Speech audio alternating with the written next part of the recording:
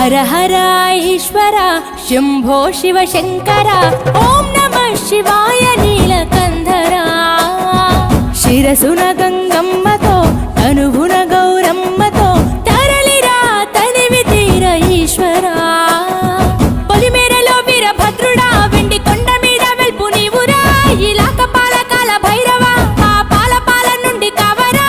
నీ అగలే కాచీమైన కుట్టని మూడు కల్ల రేడువురా రుద్రం భజే రుద్ర తేజం భజే విభూతి భూషణాహర